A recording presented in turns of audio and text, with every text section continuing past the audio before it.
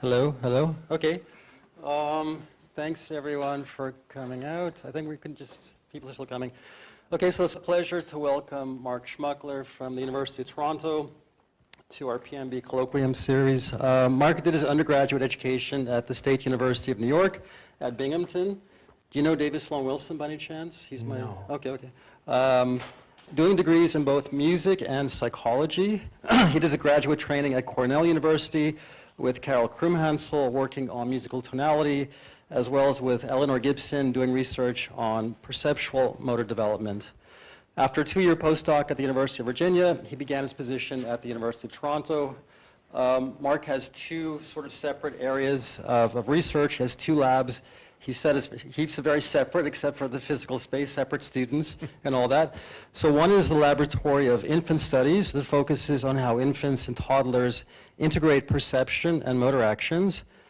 The other lab is the lab of music cognition, which carries out research on how listeners perceive musical structures, such as tonality, key finding, melodic contour, similarity judgments among melodies, and the like. He's published over 100 articles, book chapters across these two fields.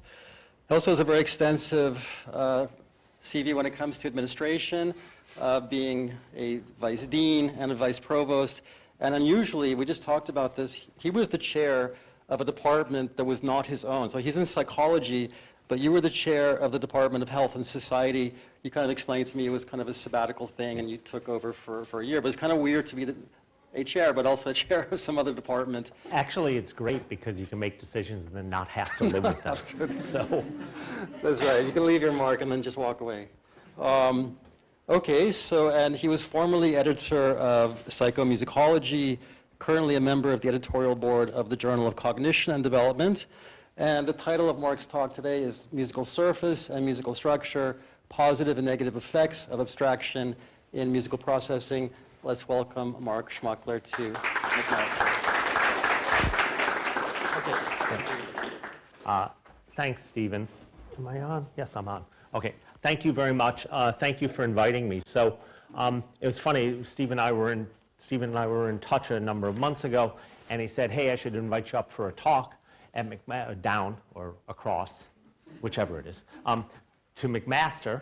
And I said, internally, I thought, "Oh shit, I was just there and gave a talk," but you know, then I actually checked my notes, and I was here in 1999 giving a talk. And I actually literally found the overhead transparencies from that talk. So I figured, okay, it's been 26 years. I can go back, and you know, if you want to invite me back in another 26 years, I will be happy to come. Okay, so, and you'll have to forgive me for, like, I only need these things for reading, so when I look at my notes, I have to put them on. But if I keep them on and try to look at you, I'll end up actually being sick. So I'm going to just continually flop these on and off. And I know it's really annoying. I've been told it's really annoying by multiple classes, but I'm going to do it anyways. Okay, so when one thing I've noticed over the years, as I've aged into the senior researcher category, is the increasing latitude that I actually receive when I go to give talks. So if I decide to start a talk with something resembling a truly horrifying oversimplification of a complex question, I don't get these looks of deep concern for my mental health anymore. What I get are polite smiles and expressions of mild condensation. My hope, of course, is that regardless of this, I've actually stumbled onto something, however accidentally, that provides some kind of illuminating insight. And so with that framework in mind, I want to talk about, here we go, it's the right slide. I want to talk about some work that I've come to believe focuses on one of the sort of central, really core abilities in psychological functioning. And the core skill that I'm talking about here is the ability to abstract structurally coherent frameworks out of constantly changing perceptual events. Put differently, and here comes the oversimplistic part, we are essentially structure abstraction machines. And this is what we do when we understand the world. Now, this insight is not particularly unique to me or my work. Many researchers over the years have investigated people's ability to abstract underlying structure from changing perceptual experiences. And I can point out multiple examples. This is just a handful, even less than a handful of examples that show this. For me, one of the most well-known, and still one of my own personal favorites, is the very classic work on serial pattern learning in the 1960s and 70s by Frank Ressel and others, where they demonstrated that adults learn rule-governed patterns much more easily and quickly and with greater accuracy than patterns that either have no structure to them or have most of the structure but then just break the structure at some point. And yet when we are much more attuned to these sort of very rule-governed types of patterns. And then lest you think that, oh, okay, I have to go back to the 60s to talk about this type of idea. No, there's much more recent examples. The very classic, now classic and well-known work on statistical learning. Okay, we're into the 1990s. I've done better. So by Dick Aslin, Jenny Saffron is another example of our ability to abstract out structure.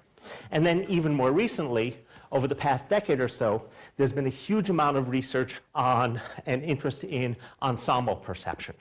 The ability to abstract out structure from, say, mean statistics from an array of stimuli. So I show you this set on the left, and then I give you the test, and I ask you, is this, was this in there? If it's the mean value, you can abstract it out. And this is in duration, exposure durations of like 500 milliseconds or something. So all of this is about the abstraction of structure. Given this fundamental belief, given these examples, I believe that one of the principal challenges faced by perceivers involves inducing structure from the myriad of information that is impinging on our sensory and perceptual systems. Now, although organization in the visual system is typically taken as the prototype for such challenges and for such processes, I'd actually argue that the auditory system presents far more interesting and imposing challenges in this sense. Why? Well, simply put, visual information persists over time, and it persists over space. Even though such input can, and it does change over time, its continued existence makes it much easier to process and organize. We have extended time with the stimuli to process and organize this. Auditory information, in contrast, is fundamentally ephemeral. And the information disappears as quickly as it appears. And in this sense, this lack of persistence requires much more immediate processing by people. And it requires a continuous updating of one's cognitive representations just to perceive any kind of structure. Okay, so addressing this challenge relies on a fundamental regularity in apprehending this structure. And I'm going to suggest that this regularity is the abstraction of structural components of auditory information. Specifically, when we're talking about music, in the apprehension of music, our sense of it being organized and the consequence of abstraction of musical structure is based on hearing and interacting with the musical surface. More simply put, although we hear the musical surface, that's not what we perceive. That what we're perceiving, what we're responding to, what we're remembering is the underlying musical structure. And my research over the years has really looked at this in a variety of different areas and a variety of different ways. And I'm not going to talk about all of these. So here are just some examples. And these are examples of work I've done looking at things like the abstraction of musical expectancies, to tonality and key finding, to picking out and understanding sort of melodic structure and contour processes, And I'm going to talk about just a couple of handfuls of these examples today, and then sort of move on to a second part, a second consequence of the abstraction of structure. Okay, so where do we start? For me, the most fundamental example of abstraction in music involves the formation of the very basic pitch structure of musical tonality. Now, what is musical tonality? Tonality is a fundamental theoretical, and I would argue ultimately psychological, abstract structure that underlies Western music. Tonality refers to the idea that when we listen to a musical passage, there's a certain tone that is heard as being central to that passage. And the other tones are heard in relation to that passage. In this case, that central tone acts as a sort of cognitive reference point by which we make judgments about the other passages of the other tones in that passage of music. Now, there's some classic work on this by Carol Krum-Hansel and her colleagues who have demonstrated that tonality induces an abstract pitch structure on the chromatic tones. And the work by Krum-Hansel uses her well-known probe tone technique, where she demonstrated the existence of the hierarchy of tones, this hierarchical relationship of tones with reference to a tonality. And so this is an example of sort of her probe tone technique, where you hear a context passage. This is followed by an individual note event or musical event, and you're simply asked to rate the goodness of fit with of that event with respect to the previous context. Using this method, Krum-Hansel has proposed the existence of what she calls tonal hierarchies. And you see the sort of classic tonal hierarchies of Krum-Hansel here. These hierarchies represent these abstract pitch structures that are drawn from any number of different musical surfaces. Okay, a side note, there's more than one tonality in Western music. In a very basic sense, there are two tonalities that we can talk about that correspond to what we call the major and the minor modes in music. And so we can build two different abstract structures. And in fact, it's more complicated than that, because we can build these types of abstract structures on any one of the 12 notes of the chromatic set. So what this actually means is that there are 24 different tonal hierarchies, 12 major tonal hierarchies and 12 minor, all built with references to different types of tonality. And so this is just a sampling of what those different tonalities, what those different abstract structures look like. So in recognition of recognizing the central role of tonality in music processing raises a myriad of questions. In keeping with the main theme of this talk, one such question involves how do we abstract the underlying tonal structure from this ever-changing varied musical surface? And really what we're talking about here is the question of what's been called musical key finding. How do we determine the key? How do we determine the tonality? This is a question that has occupied far too much of my time and far too much of my attention for many, many years. But work on this question that I did with Carol, as in fact a graduate student, ultimately resulted in the development of what is called a key finding algorithm for musical contexts. Now, I'm not going to go into the key finding algorithm in detail, and my apologies for the busyness of this slide. By the way, like I go to talks, and I constantly say, oh, slide's too busy. Oh, slide's too busy. Too much words, too much shit on that slide. And then when I go to make up my slides, I cram them as full of stuff as I possibly can. So my apologies. It's one of those, do what I say, not what I do types of situations. Okay, so how does the key finding algorithm work? Like I said, I'm not going to go into detail about it, but because the work has been around for many years. But very simply, the Krum-Hansel-Shmuckler key finding algorithm takes as its input a distribution of note occurrences in a musical passage. This algorithm then maps these distributions onto an idealized representation of the note hierarchies for the 24 major and minor keys. So those same profiles that I showed you, it simply takes the note occurrences and maps them on to each of those different profiles. And then what we sort of look for is some goodness of fit measure between the note occurrences in the piece of music and these idealized tonal representations. This is a really simple example. It's Old MacDonald, right? Some second there I thought it was Twinkle Twinkle, but no, it's Old MacDonald. Essentially what you see here, here's Old MacDonald, and then over here are the note occurrences or the durations. They are literally mapped onto all 24 major and minor keys, and then we have a goodness of fit measure. Typically what we have is a correlation because we get sets of 12 numbers and correlating is easy. And then if we want to know what key it is, we simply look for the highest key correlation. We look for the highest correlation in the output vector.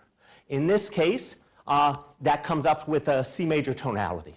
And it's very strong, and there's all sorts of measures we can look at in the output, but just looking for the highest correlation will tell us what kind of key this is in. Over the years, there have been all sorts of projects that have demonstrated the utility of this key finding algorithm as a prime example, or as a way for identifying tonal structures in music analytic contexts, as well as with respect to psychological data.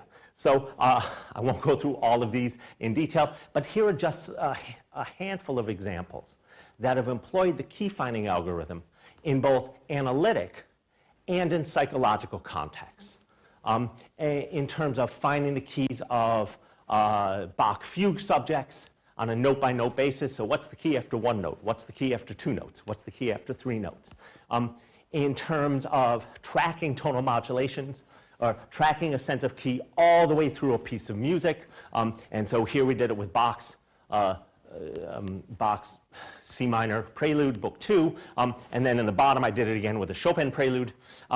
Anyways, a lot of different examples demonstrating the utility of this type of key finding algorithm to understanding music. Accordingly, and with reference to the main purpose of this talk, I would argue that the key finding algorithm is, in fact, a fundamental example. It's a prime example of the abstraction process that I'm talking about that enables us to apprehend, to make sense of musical structure, to make sense of musical pieces when we hear them. And this is a very basic, very fundamental aspect. Okay, enough about key finding, because what I realized actually when I looked at my slides is I talked about key finding in 1999 as well. So let's move on from there. I want to turn to a second example, and this is a much more recent example of the abstraction process. Specifically, this is work that I've done that had looked at the abstraction, the explicit abstraction of structure, of melodic structure, in the context of the development of melodic prototypes. So this work, again, builds off of some very well-known classic research by Michael Posner and his colleagues on prototype abstraction from dot displays. So if you're not familiar with the Posner and Kuehl work, it's classic work, you should read it. But what Posner did was something really quite clever and quite simple. He took a bunch of dot displays, and then he began to randomly distort these dot displays at various levels. And the random distortion was literally just take each dot and move it a certain distance in a random direction and with a random amount. And see how much you can distort these things until a subject can no longer recognize what they are. And then how do they learn these things? Can they learn these types of distorted displays as different categories? And the way he looked at this was straightforward. He taught observers to categorize these displays of distorted patterns. So what he did was he had some observers who had sort of initial learning trials, and they were exposed to very low levels of distortion. Then he had other observers who were in their initial learning trials were exposed to sort of medium levels of distortion. And then he had a third group that didn't have any training trials at all. And then he went on and then he tested their generalization ability. And the way he did this was he gave them all a bunch of dot distortions that were really highly distorted. So one group had low distortions, one medium, and then they were tested with really high distortions. What he found was that the group that had the sort of medium distortions, the higher the distortion level on which you were trained, the better off you were in terms of categorizing totally novel, even higher dot distortions, even higher sort of dot distortions. What he suggested was that this was evidence for the formation of a category, of a prototypical category that was built around this schema. That what observers were doing was abstracting out the prototype for this category. And this was how they formed the concept of the category. Well, not surprisingly, Posner's findings had a tremendous impact on the field of concept learning and prototype formation. Multiple authors went on from there to then begin to look at various questions in prototype and concept learning. And a number of authors looked at the abstraction of musical or melodic prototypes. So there have been a number. There have been sufficient studies there have been a few studies looking at this idea of melodic abstraction. One of the best well-known is actually a study by Welker in the 1980s. And Welker, actually the auditory work is interesting because it's been much more mixed in terms of the results, whether people in fact can abstract out melodic prototypes. So as an example, Welker in 1982 provided one test of this where he took a prototype melody and then he applied a bunch of distortions to it. And actually these were sort of transformational rules that operated on the melodic prototype, and it transformed aspects of its pitch structure and aspects of its rhythmic structure and so on. And then what he did was in one of his studies, he had listeners hear an original set of transformed melodies. Okay? After they heard that transformed set, then he had them hear a set of new melodies. He had them hear some of the previous transformations. He had them hear some new transformations. And he threw in the prototype in that. And then he just asked them, was this one of the melodies you heard before? What did he find? He found that the recognition scores that listeners said the highest recognition score was actually for the prototype. A melody that they didn't hear. In other words, they false alarmed to the prototype. They thought they heard it, and then recognition scores decreased systematically as a function of the number of transformational rules that had been applied to the different melodies. Well, this work is often taken as evidence for prototype formation in musical sequences. And I'd argue that, yeah, it's reasonable evidence, but it's not fully compelling evidence. Why not? I think the support is somewhat weak. One issue is that Welker didn't actually dissociate any of the old distortions from the new distortions when he looked at recognition performance. Instead, he just graphed recognition as a function of the number of transformations. So we don't actually know how well listeners remembered the melodies in the first place. He didn't actually pull that apart. And so it's difficult to know whether the results were about hearing old from new or whether it was just a result of the number of transformation rules that were applied. I would argue that, based on this, the jury is still out on whether listeners can abstract melodic prototypes. And this is fortunate because then I ran a couple of studies looking at melodic prototypes. So what did we do in this study? Recently, we just did a pair of experiments where we investigated this question. And the first study in these pair drew on the paradigm that Posner and Kiel employed, whereas the second study drew on the paradigm that Welker employed. So let me take you through each of those studies. Well, actually, before I describe the studies, I got to tell you how I actually created the stimuli. Okay, so here's some basic parameters of the stimuli. We literally created 10 note random melodies. And essentially created sort of 4 prototype melodies. And these different prototypes were distinguished roughly by musical range, okay? And so we had prototype 1, 2, 3, and 4. And these melodies were all presented in a very simple rhythmic pattern to listeners. They each begin and ended on the same note. These were all just some basic aspects, and I'll show you some examples in a second. What is most critical is that each prototype was then used to produce a set of distortions of different levels, different types of distortion levels from each of the prototypes. How did we do this? Well, essentially, the distortions were produced by transforming the table of variation that Posner used, that you see in the top table up here, and we transposed it, or we changed it, and this table shows you the actual physical amount of movement that a dot could take at different levels of distortion.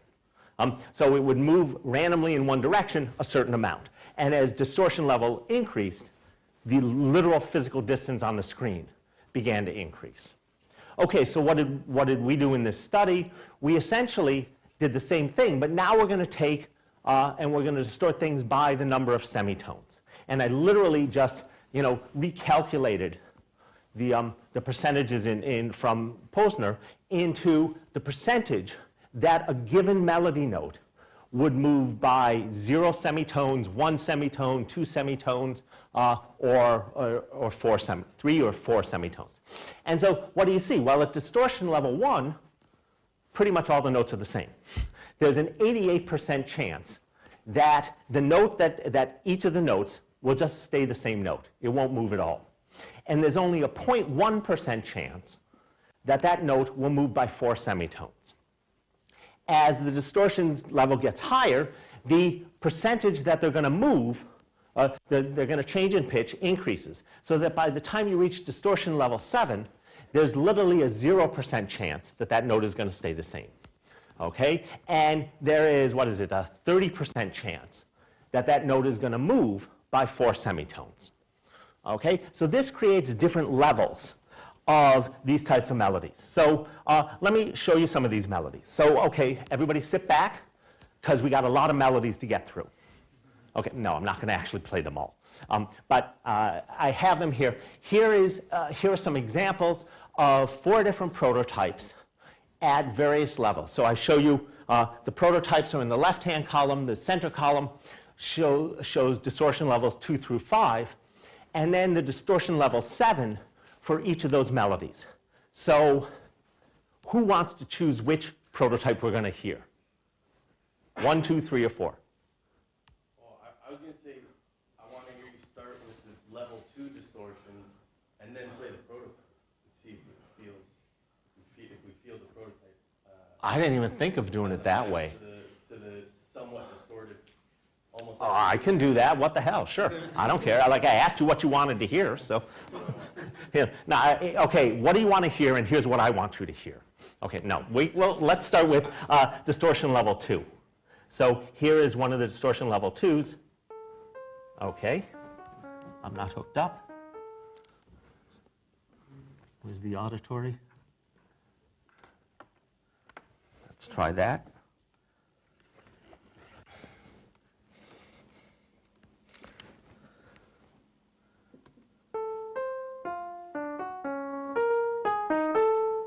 Okay, hear it again.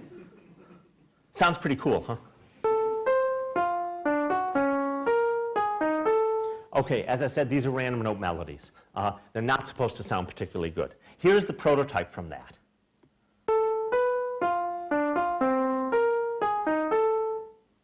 You can hear there's a relationship. Now here's the distortion level 7 for the same melody.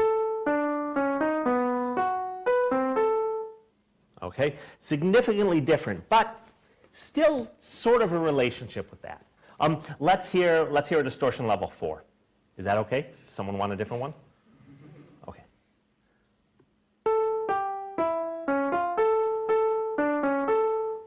Okay, here's the prototype.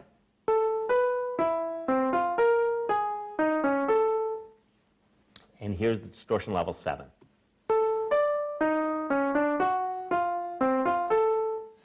Okay, so we created a bunch of these things to actually 10 different, I think it was 10 different examples of distortions at each of the 2 levels. Do you want to hear some more? Like, I got them all. So, okay, yeah, no, I think that was sufficient, because we could be here all day. Okay, so how did the experiments actually work? As I said, the first experiment was really just a straight sort of building off of the Posner study, and it had 3 phases. Okay, there was a familiarization phase, a categorization phase, and a generalization phase. So how did we do this? We created the 4 prototypes along with 24 distortions at each of the levels, 2, 3, 4, 5, and 7. Okay, then in familiarization, we gave listeners just a set of the distortions, and we ran different groups of listeners for each of the 4 levels of distortion. So one group of listeners got distortion level 2, one got distortion level 3, one got distortion level 4, one got distortion level 5. There was no task, okay? And we just labeled the melodies. We labeled these melodies for listeners, and we used really, really fancy label of melody 1, melody 2, melody 3, and melody 4. So screen melody 1, play it. Screen melody 3, play it. Okay, so this was the familiarization phase. Then they went into a categorization phase. Now we gave them a bunch of new examples, previously unheard distortions. Again, at the same 4 levels, 2, 3, 4, and 5, different groups of listeners heard the different types of distortion, and their job was just simply categorize. Tell me whether this was a melody 1, melody 2, melody 3, and melody 4. So they performed an initial categorization at the same distortion level that they had received in training. Then we finally tested a generalization phase where we gave all groups of listeners distortion level 7. And the task was the same. Just categorize the melody as melody 1, melody 2, melody 3, and melody 4. What do you actually find when we do this? So here is the accuracy, the categorization accuracy for the different groups of listeners. And what we're really graphing here is accuracy in the categorization task and accuracy in the generalization task. So the left side shows you the 2 bars separately, categorization and generalization. And then just to be helpful, I've actually created different scores. And that's what you see in the right-hand bar. Essentially, what we're seeing, and okay, performance looks a bit shitty. I agree. You know, they're hovering between, say, 40% to 60%. But this is a 4-choice task, so chance is 25%. So it's actually not too bad. It's all above chance, so it's reasonable performance. Essentially, what you see here is that the difference in categorization, between categorization and generalization decreases systematically as a function of the distortion level that listeners were trained. So you get, reasonably large differences between categorization and generalization for the 2 lowest distortion levels, 2 and 3. And then, as distortion level goes up, performance in categorization and generalization tends to equalize. Listeners are, in fact, performing better in categorizing the distortion level 7s as a function of the higher level of distortion they received for their initial training.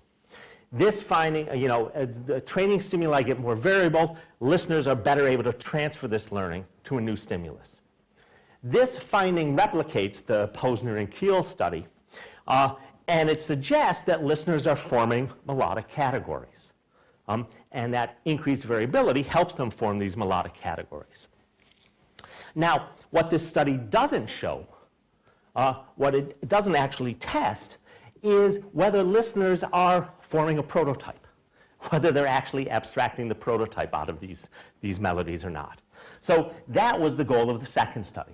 And this one was, again, just a straight sort of, we built off of the design of Welker.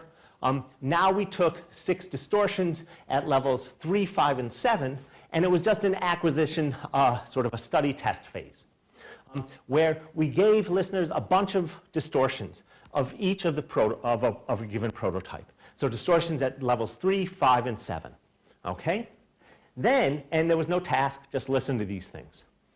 In the second after that, we then gave them a test phase, where we gave them some of the old melodies that they had previously heard. We gave them a set of new distortions that they hadn't heard, but that were at the same 3 levels.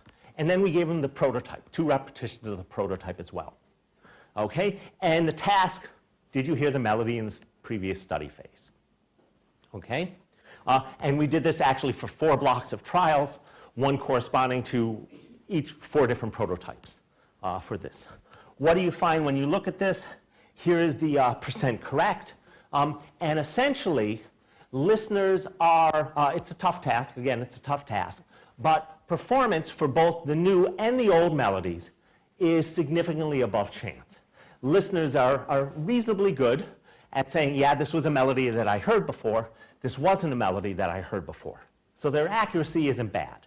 The sort of cool result here is performance for the prototype really sucked. Okay? In other words, listeners who should have said, no, I never heard this prototype before, to a very high degree said, yep, I heard this one before. They were abstracting out the prototypes and, in fact, were false alarming to the prototype. They believed they heard it. I would argue that what this is saying overall, listeners are showing clear abstraction of prototypical information, the prototype melody, based on hearing these distortions of melody. Sorry, I was about to get into teaching mode and ask if there were any questions. Okay, let's just go on. Okay, so I presented a variety of evidence suggesting that there are positive consequences of the abstraction of musical structure. It allows us to apprehend complex structure, to make sense of musical passages, and so on. Recently, however, I have come to the conclusion, or come to the realization, that abstraction can also have negative consequences for elucidating psychological processes involved in musical understanding. In this case, the abstraction process can actually lead to what are unusual or potentially misleading results. And what I actually want to do now is describe a couple of examples of this type of issue and this type of process. Specifically, in a recent paper, we described 2 different, what we called case studies, showing how the abstraction of global properties led to either surprising results or, in fact, misleading results. Now, forming an interesting continuity with the previous work, the structure that was abstracted in both of these cases was, wait for it, tonality. People were mistakenly abstracting tonality when we didn't want them to. And this was particularly perplexing or particularly interesting because the experimental contexts in which they were abstracting this tonality were explicitly designed to not have tonality. Okay? We made them purposefully to not have any tonal structure, and yet listeners were still abstracting tonal structure. Okay, how did this work? Well, let's talk about the first one, and again, this is an old study that I did with my colleague Liz Bosman in the 1970s, and it was really, it was supposed to be so simple. It was a study looking at the performance of musical dyads. Okay? And essentially what we were looking at, we were comparing the biomechanical constraints that were found in the typing literature, and Liz is a typing researcher, and we were comparing them to see if those same biomechanical constraints occurred in piano performance. So what were the constraints that we were looking at? Essentially, in typing, they found a couple of different general effects that have to do with sort of the structure of how you produce of how you type keys. So there's an execution time effect. And what this says is that the time to produce 2 keystrokes, so hit one key, then hit one letter, then hit another letter, the time to do that, the time in between those 2, is slower we'll do it this way, is faster when those two keystrokes are hit by two fingers of the different hands. Okay, left hand, right hand, you're quicker to do that than if you have to do two keystrokes on the same hand. Okay, and this is an execution time effect. How long does it take you to execute that? What Liz also found in some of her work is that, that there was also something called a preparation time effect. And in this case, the time to initiate the first keystroke was actually faster when it involved two fingers on the same hand as opposed to two fingers or as opposed to one finger on each of the two hands. The idea here, this first result really indicates the biomechanical constraints on overlapping successive finger movements on the same hand. The second result indicates sort of the increased planning that's required to coordinate movements on two hands as opposed to movement on a single hand. So across 3 experiments, what we did was we looked to see whether pianists would show these preparation time and execution time effects when they were performing simple musical dyads, when they were just playing 2 notes on a piano keyboard. And in fact, we actually found this. Well, we found it for the preparation time. That when we had them play 2 notes on one hand, we found no difference for the execution time. But the preparation time, they were quicker to prepare 2 notes on the one hand as opposed to 2 notes on the 2 hands, showing that, the time taken to prepare using the 2 hands took longer time.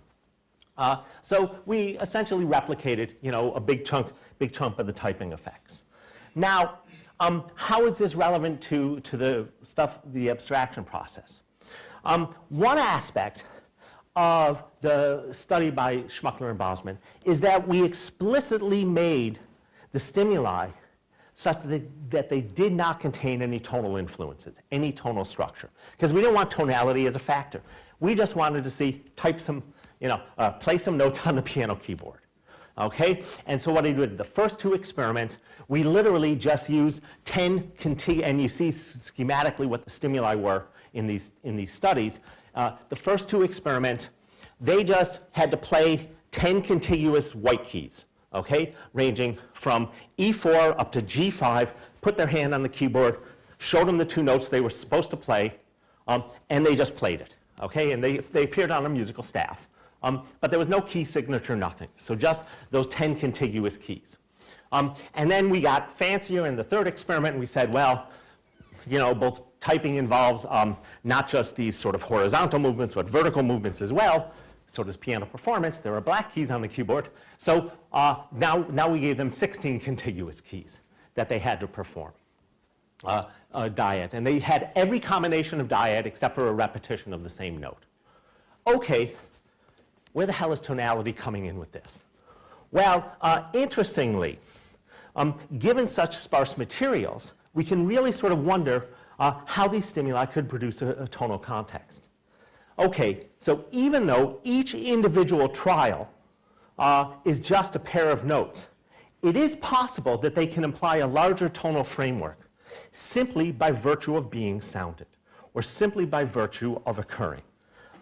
And then if what we actually do is if we aggregate those tonal influences across all of the trials in the experiment, they could actually produce a sense of tonality, even though no individual trial has that sense of tonality. So how would this actually work? Well, one way to do this is just look to see what notes are played. What's the frequency of occurrence of the different notes that they played. So here you see, because experiment 1 and experiment 2 had the same stimuli, they have the same notes. And so experiments 1 and 2, you can see the notes, how many times each of those notes were played in the study.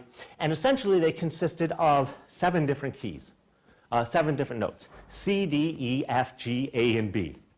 Okay? Anyone with musical training immediately recognizes that. That is a prototypical structure. It is the C major diatonic scale. Okay? Experiment 3 consisted of the notes C, C sharp D, D sharp E, F, F sharp G, G sharp A sharp B. That is also a prototypic structure in Western music. Anyone with musical training recognizes that as the chromatic set. So the first experiment, if you look at the notes it played, strongly suggests a sense of C major. The third experiment, however, doesn't suggest any particular sense. There's no particular key that is implied by the chromatic set. And in fact, if you take those frequency of occurrence and you throw them into the Shmuckler key finding algorithm, that's what you see. So C major is the highest correlation in the output for the first two experiments. Experiment 3, nothing is significant. Okay, there are a few keys that are sort of there, but nothing is really significant.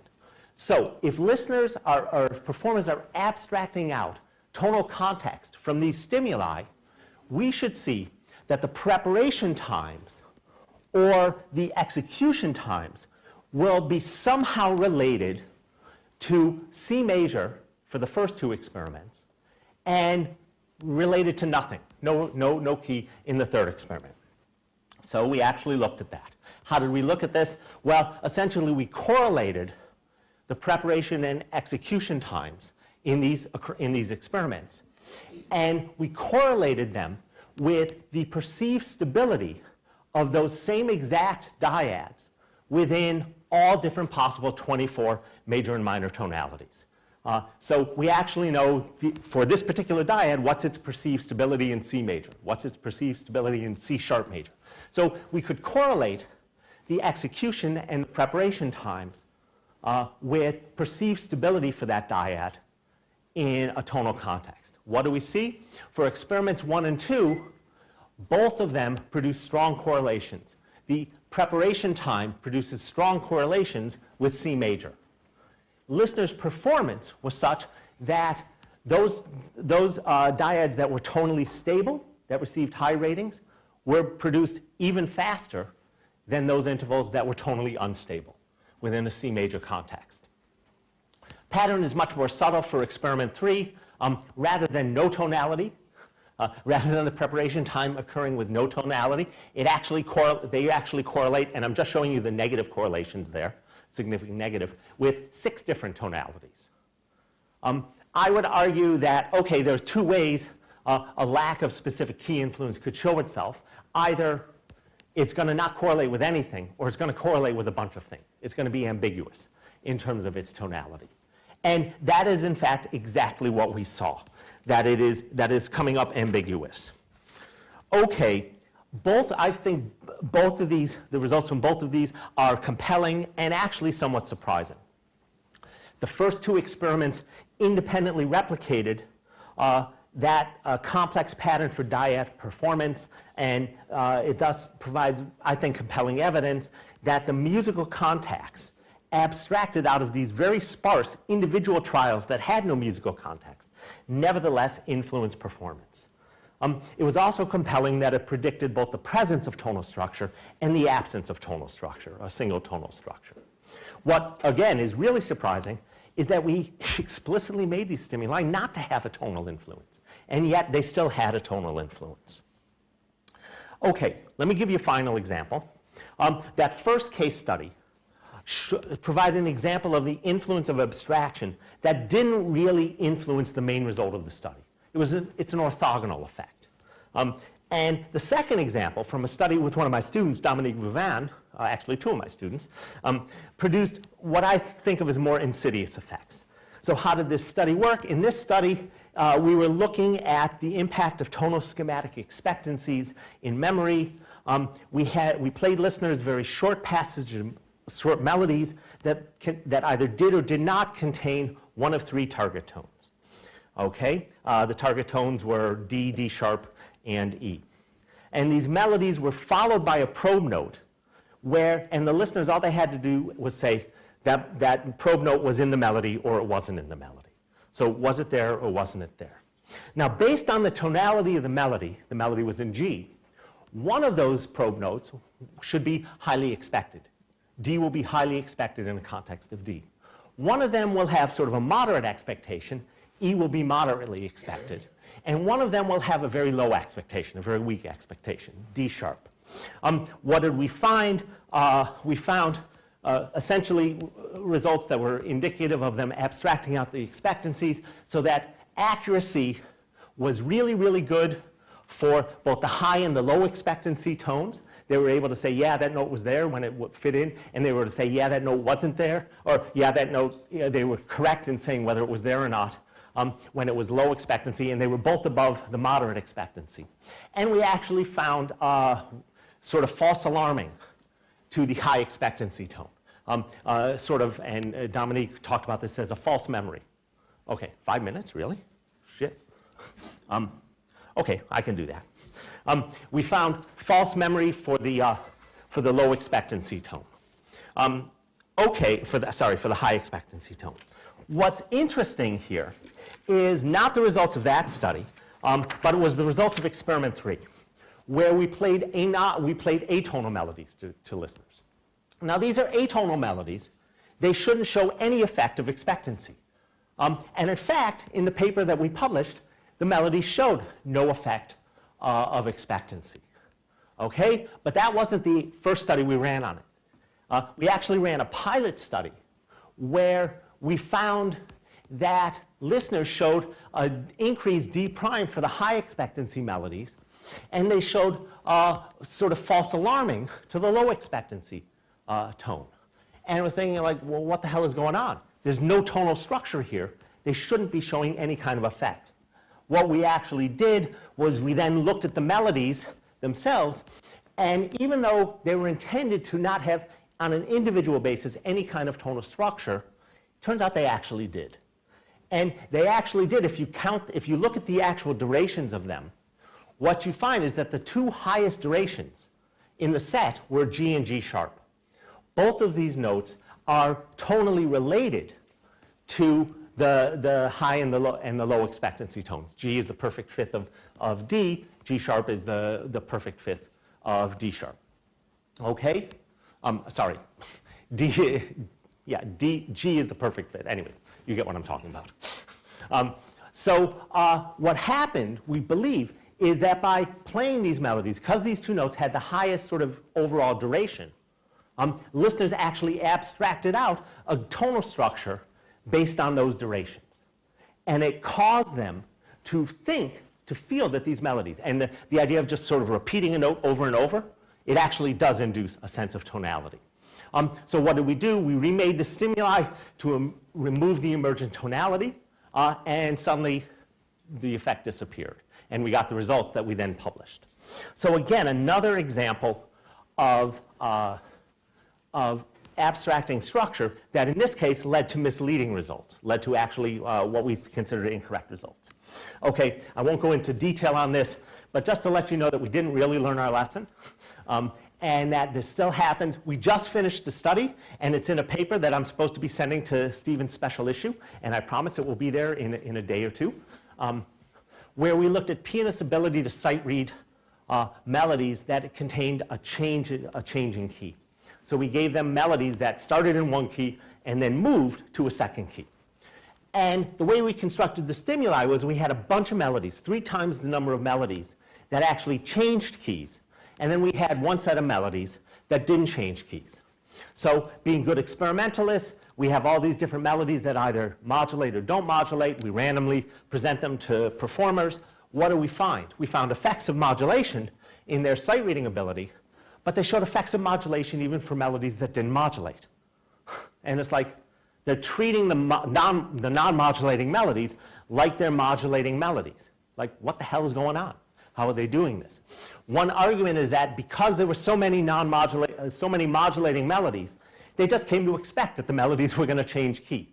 And they performed them, they treated them the way they would treat the modulating melodies. So we reran the study using a block design where we presented either all the modulating melodies first or the non-modulating melodies first, and then the effect disappeared. So listeners really were abstracting out the structure. In this case, they were abstracting out an expectation of tonal modulation from these stimuli.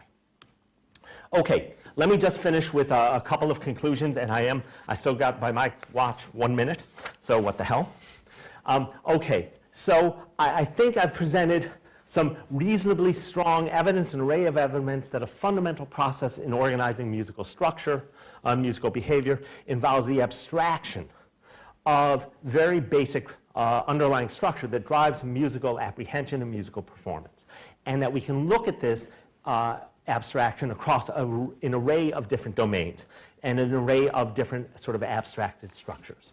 Now, recognizing the importance of abstraction also leads to an array of questions for future work. So for instance, one central question involves the mechanism underlying abstraction. Our assumption through all of this is just exposure is doing it. Like you hear these things, you abstract the structure. You hear them, you abstract the structure. Well, how much? How much exposure? How many times do you have to hear a melody to hear it as a prototype? How many times do you have to hear individual two-note intervals to abstract out a tonality? How is this actually working? And in fact, there's another question that we can ask. Can we abstract any structure? Is anything out there fair game?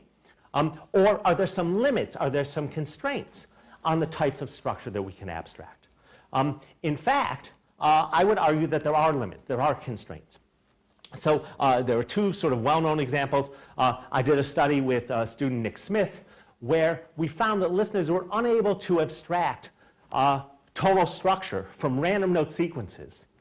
They were unable to abstract hierarchical structure from random note sequences unless that hierarchical structure mirrored the pattern of ratings in a tonal hierarchy.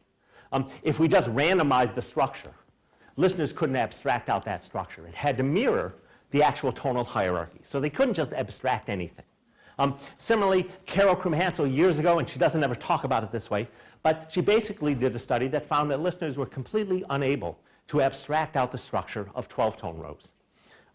That when they heard 12-tone rows, really what they were hearing, they weren't hearing the tone rows per se, what they were hearing these things was sort of as anti-tonality.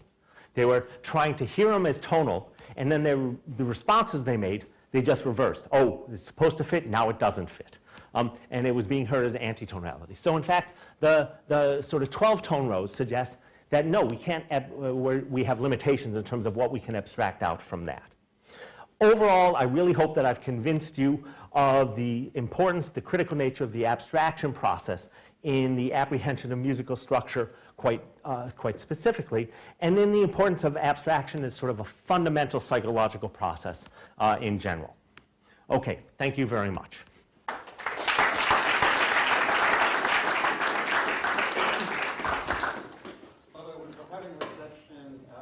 But I think we have time for some questions. Sure. Before that. I'm not going anywhere. Gabriel? Thank you, Doctor.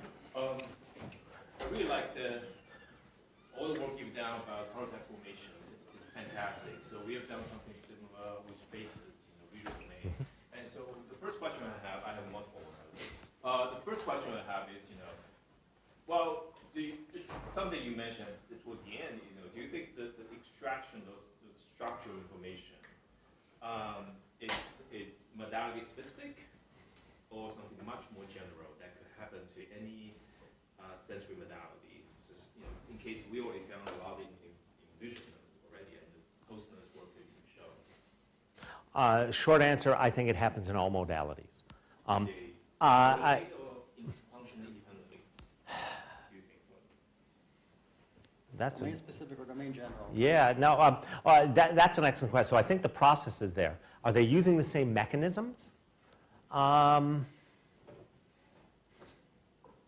That's an interesting question. I actually don't know. My argument would be that I don't think they are.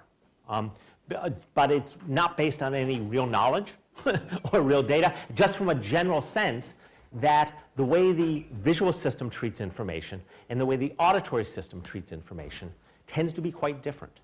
So assuming we can grab a participant running with your task, and 10 minutes later run my task, switch around. So I think that they're going to show abstraction of structure. I think the general notion that we abstract structure has been demonstrated across both visual and auditory domains. But I don't think they quite use the same mechanisms. But like I said, that's a guess, and I don't have any actual evidence to back it up. Though the one thing that I can say is that I know that sort of even just sort of the amount of exposure necessary. Our exposure rates, exposure levels were far different than what Posner used in his. So I think even on that level, there's a fundamental difference. But it really is a good question because I'm basically just making this shit up right now. Dr. Tanner. So thank you for a really provocative talk. I think in a dynamic inference process, in a process of trying to dynamically extract structure, you can get stuck in certain ways of hearing things. So I would imagine there would be some order effects. Like the first note you hear might tend to function as your total center, you can dismiss errors and things like that. That would get lost if you were just averaging across the set and things. So did you see any evidence of that if you went through these experiments? So I did try to look at that a bit in the prototype stuff, where we looked at performance in the first block as opposed to the second block, and we don't see those effects. We don't see the effect of, say, block across the studies. But that's a bit too crude of a measure for what you're talking about. One of the things I can say is when you look at the work on key finding, one of the sort of one of the more startling claims, and one of the implications that it makes, is that order doesn't matter. And if anyone who studies music say, what do you mean order doesn't matter? Of course the order of tones matters. And in fact, yes, I do believe that the order of tones matters. But it doesn't matter in the key finding process, necessarily. And I think there is some evidence, even the work by Helen Butler and David Brown seem to suggest that the order, when they had their tritone intervals, key finding, it was important that there was a third note. It didn't matter when that third note came in, whether it was in the middle, whether it was at the end, whether it was first.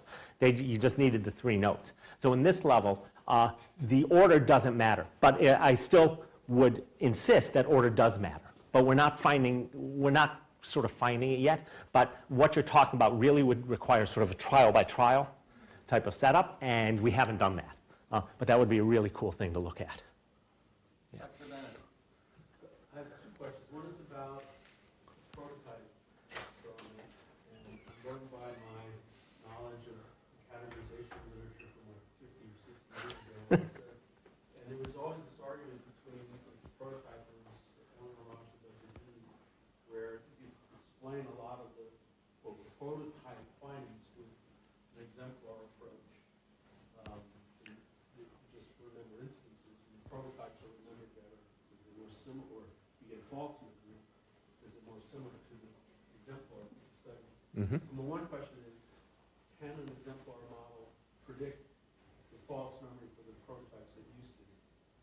And then I have a second one, if you don't want to answer that one, that, our sensory systems have all of these perceptual constancies where we're seeing something constant in the face of variation.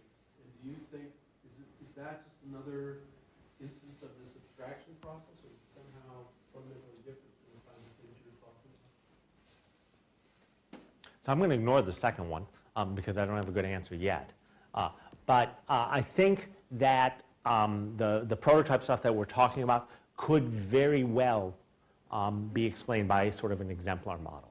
That you've taken all of the exemplars, you've averaged them.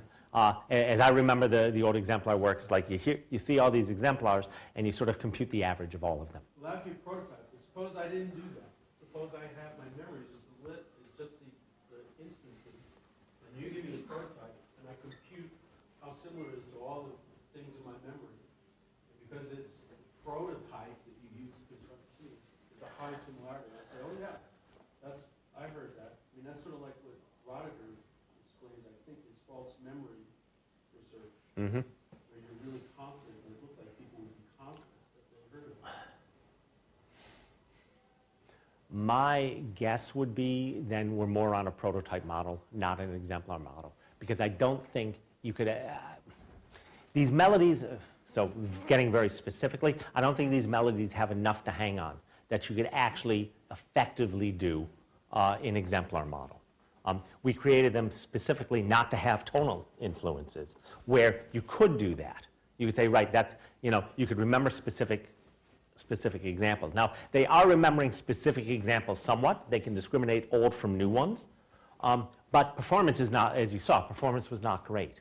So their ability to actually remember the specific exemplars is above chance, but it's still limited. And so my best guess would be that what they're actually doing is forming the sort of prototype, the average across the melodies. And they're looking sort of at the average contour jumps that are going on in there and saying, right, this one it went this way, this way, or this way, or this way. So average was about here. But that's a real interesting question. Okay, last one, Ben, and then we'll have a reception. Okay, thanks. Awesome talk. Super interesting. I'm a memory researcher, so I'm thinking a little bit in terms of false memory. I'd like to ask you to say something about the formation of the categories. So I'm thinking about your algorithm model, and I'm assuming that the categories that you maybe form or are comparing to are things that form over time as a function of your experience. And if you have, maybe there's however many categories, but some of them are things you experience far more often. Are some categories maybe, like, they have different weightings? So if you have sort of equal, similar evidence for two categories, but maybe there's some prior probability that one category is much more likely to be the case. I'm thinking about the way we're exposed to information in the world, how that might affect how our algorithm works, and given the information taken. You know what I'm getting at? Yeah, I think, you tell me if I'm answering the question, or if I'm giving you an answer in the vein that you're talking about. If I were to operationalize your question and think about it, the argument would be that there would be certain tonal structures that would have more concrete, better sort of crystallized representations than other tonal structures that would be based on their frequency of occurrence in the world. That would be one way I could think of that what you're talking about would hold. And actually, that's a really cool question. I've had an experiment ready to look at that for a number of years that I've just never run. But a number of years ago, Ian Quinn, two musicology researchers on the music end, Ian Quinn and Chris White, did this corpus analysis where they looked at the frequency of distribution of tones as a function of which actual tonality it was. So they said, okay, all these pieces in C major, what's the distribution? All these pieces in C sharp major, what's the distribution? And what they found was, okay, the psychological data, those different profiles I showed you, it's literally the same profile, just rotated. I mean, it's the exact same numbers. What Krumm-Hansel found was that you essentially get the same profile, didn't matter what key you were in. But what White and Quinn found was that if you look at the frequency of occurrence of tones, it actually mattered what key you were in, that there were subtle differences between the frequency of occurrence of tones in a C major tonality than there were in an F sharp major tonality. In my language, that would be that there are different idealized profiles for C major and F sharp major. And so I've had an experiment literally ready to go where I produce random sequences that match these distributions of tones. But the C major tones match either the C major or the F sharp major distribution. And the argument would be is if we've internalized these subtle differences between the keys, then I should get a better perceptive tonality when I'm trying to induce C major using the C major distribution than using the F sharp major distribution. And similarly, if I try to induce F sharp major using the F sharp major distribution as opposed to the C major distribution. One of the reasons I haven't run it is that I'm pretty sure I'm right, that it's not going to matter. And so I'm setting up an experiment to just find the null result. And part of me says, well, that shouldn't stop me. I should run the goddamn thing anyways. But I don't think we're going to hear those subtle differences. I think, yeah, we take it all, but ultimately it gets idealized and generalized. And it's much more efficient to rather than have 24 different tonal hierarchies. We got one, or we got two, major and a minor. And we just sort of shift it around depending on the context. But I don't actually know, but I think I could look at it that way. And I think that, maybe you're going to inspire me now to do this study because it's literally been programmed.